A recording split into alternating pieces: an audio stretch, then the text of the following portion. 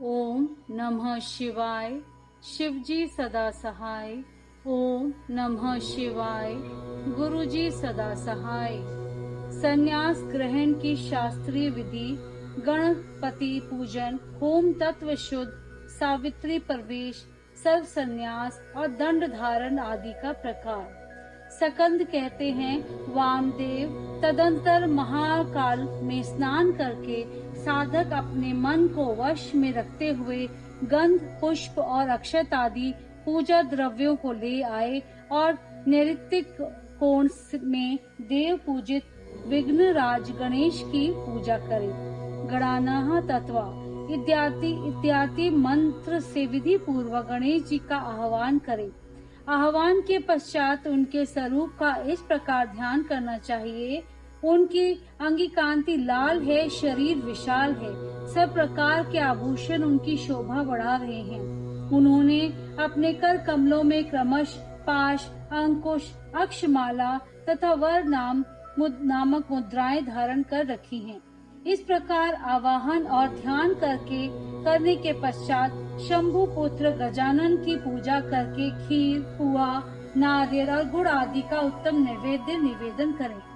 तत्पश्चात तांबूल आदि दे उन्हें संतुष्ट करके नमस्कार करें और अपने अभीष्ट कार्य की निर्विघ्न पूर्ति के लिए प्रार्थना करें। तदंतर अपने गृह सूत्र में बताई हुई विधि के अनुसार उपासनाग्नि में आज्य भागत्र हवन करके अग्नि देवता संबंधी यज्ञ विषय स्थाली पाक होम करना चाहिए। इसके बाद भू स्वाहा इस मंत्र में पूर्णाहुति होम करके हवन का कार्य समाप्त करें। तत्पश्चात आलस्य रहित हो अपहार काल तक गायत्री मंत्र का जप करते रहें। तदंतर स्नान करके सायंकाल की संध्या उपासना तथा सायंकालिक उपासना संबंधित नित्य होम आदि करके मौन हो गुरु की आज्ञा दे चरु पकाएं। फिर अग्नि में समिधा, चरु और घी की रुद्र सुत से सजो जाती 5 मंत्रों में पृथक पृथक आहुतियां दें। अग्नि में उमा सहित महेश्वर की भावना करें और गौरी देवी का चिंतन करते हुए गौरी मृमायः इस मंत्र से 108 बार होम करके अग्नेः स्विष्टे कृतेः स्वाहा इस मंत्र में 1 बार आहुति दें। इस प्रकार तंत्र में हवन करने के पश्चात विद्वान पुरुष अग्नि से उत्तर में एक आसन पर बैठे, जिसमें नीचे कुशा, उसके ऊपर मृग चर्म और उसके ऊपर वस्त्र बिछाया हुआ हो। ऐसे सुखद आसन पर बैठकर मौन भाव से सुस्थिर चित्त हो जागरण पूर्वक ब्रह्म मुहूर्त आने तक गायत्री का जप करता रहे। इसके बाद स्नान करें। जो जल से स्नान करने में असमर्थ हो वे भस्म से ही विधि पूर्वक स्नान करें। फिर उस अग्नि पर ही चरु पकाएं, उसे घिसे तर करें। उसे उतारकर अग्नि से उत्तर दिशा में कुश पर रखें। पुनः घी से चरु को मिश्रित करें। इसके बाद व्याहित मंत्र, रुद्र सूक्त तथा सजो जाति 5 मंत्र का जप करें और इनके द्वारा एक आहुति भी दें। चित्त को भगवान शिव के चरणाविंदों में लगाकर प्रजापति, इंद्र, विश्वदेव और ब्रह्मा के लिए भी एक आहुति दें। इन सबके नाम के आदि में ओम और अंत में नमः स्वाहा जोड़कर चतुर्यंत्र उच्चारण करें, यथा ओम प्रजापते नमः स्वाहा। तत्पश्चात पुण्य हवन वाचन कराकर अग्नेः स्वाहा इस मंत्र से अग्नि के मुख में आहुति देने तक का कार्य संपन्न करें। फिर प्राणाय स्वाहा इत्यादि 5 मंत्रों द्वारा घृत सहित चरु की आहुति दें। इसके बाद अग्नेः सविष्ट कृते स्वाहा बोलकर 1 आहुति और दें।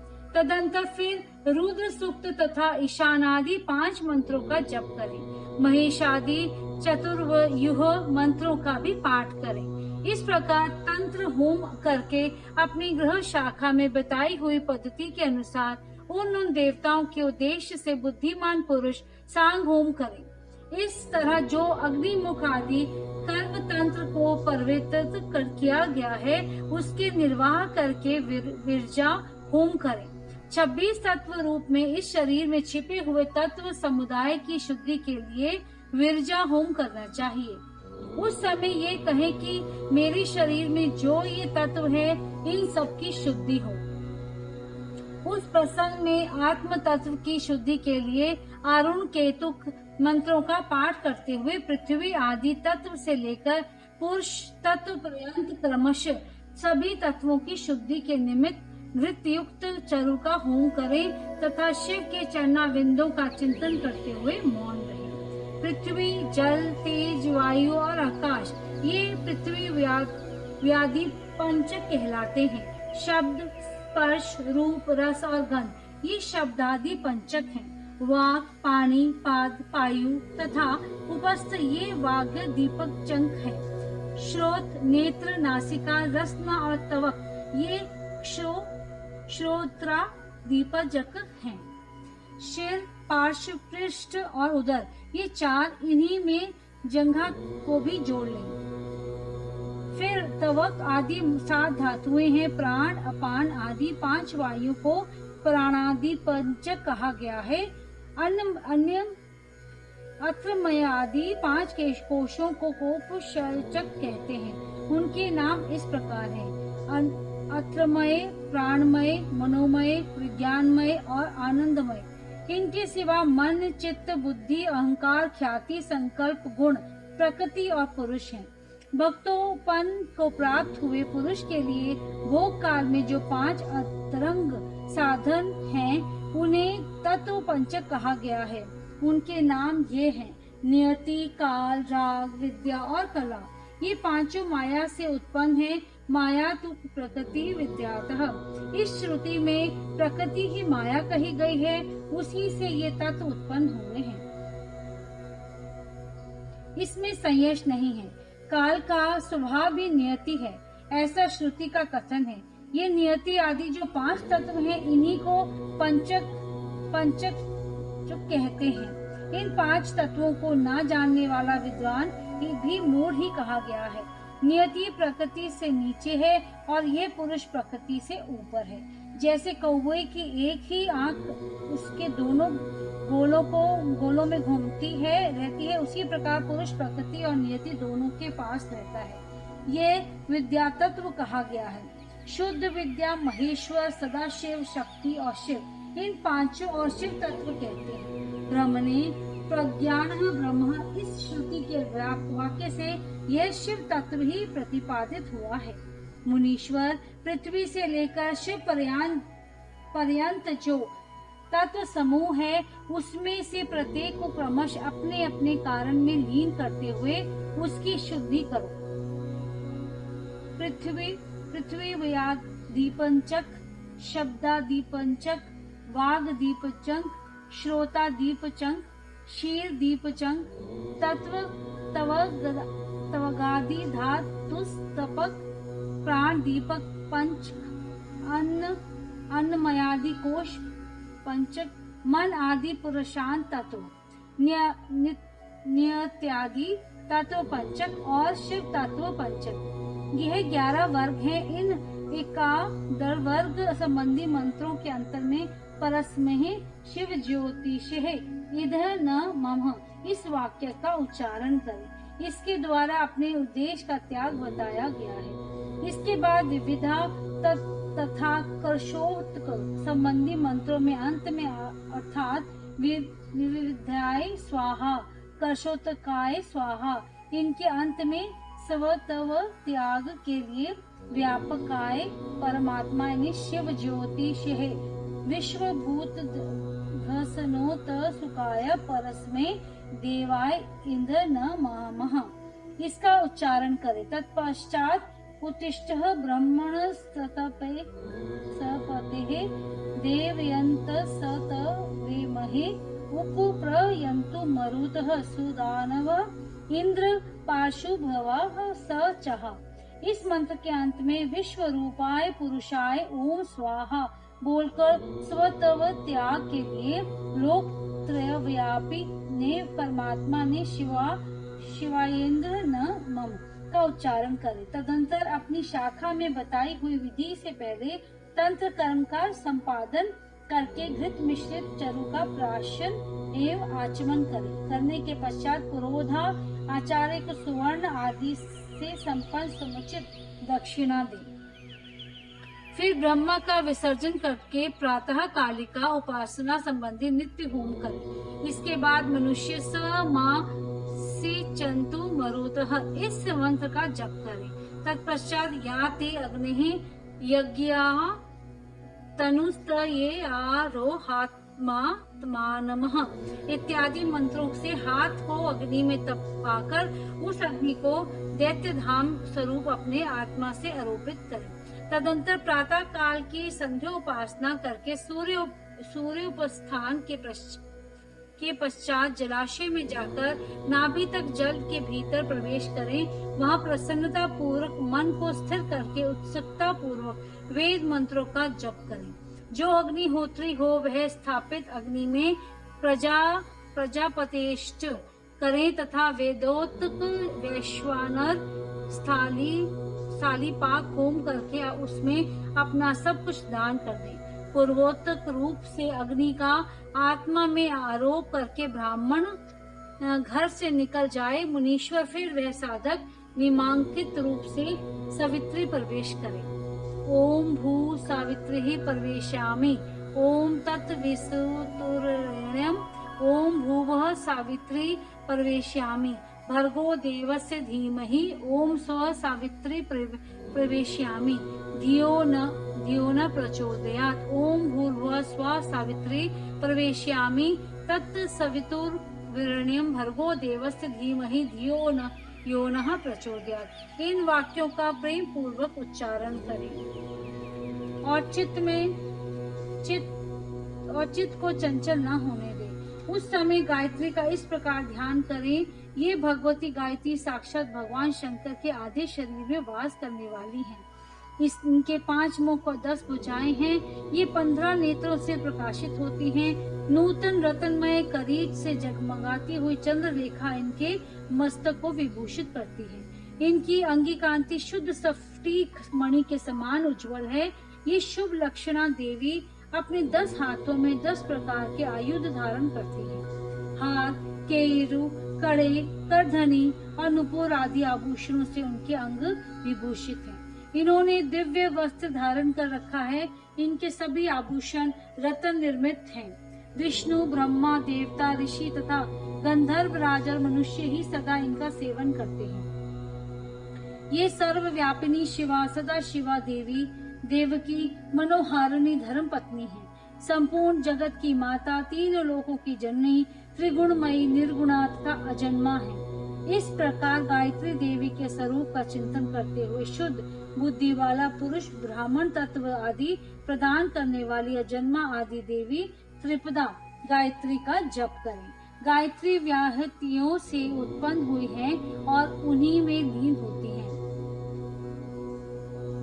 व्याहतियों प्रणव के प्रकट हुई हैं और प्रणव में ही लय को प्राप्त हुई है। प्रणव संपूर्ण वेदों का आदि है। वह शिव का वाचक, मंत्रों का राजा, धीराज, महाबीज स्वरूप और श्रेष्ठ मंत्र है। शिव प्रणव है और प्रणव शिव कहा गया है क्योंकि वाच्य और वाचक में अधिक भेद नहीं होता।